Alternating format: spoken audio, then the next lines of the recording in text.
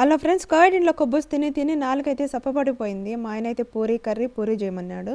ఇప్పుడైతే పూరీ కర్రీకి ఉల్లగడ్డలు ఉడకబెట్టుకున్నాను, సాల్ట్ వేసి. ఇవి బాగా ఉడికిన తర్వాత తొక్క తీసి మ్యాచ్ చేసి పెట్టుకోవాలి. ఫస్ట్ ఆయిల్ తిరువాత గింజలు వేసుకున్నాను, ఉల్లిపాయలు, పచ్చిమిర్చి, కొద్దిగా శనగబ్యాళ్ళు వేసుకోవాలి. నాకు వేయట్లేదు. తర్వాత కరివేపాకు, ఇప్పుడు అల్లం వెల్లుల్లి పేస్ట్ వేసుకోవాలి. తర్వాత మనం ఉడికించుకున్న ఉల్లగడ్డలు అయితే వేసుకోవాలి. కొద్దిగా పసుపు, తర్వాత వాటర్ పోసి బాగా ఉడికించుకోవాలి. ఈ కర్రీ చిక్కబడ్డం కోసం 2 టేబుల్ స్పూన్లు శనగపిండి అయితే వాటర్లో కలిపి ఈ విధంగా అయితే పోసుకోవాలి.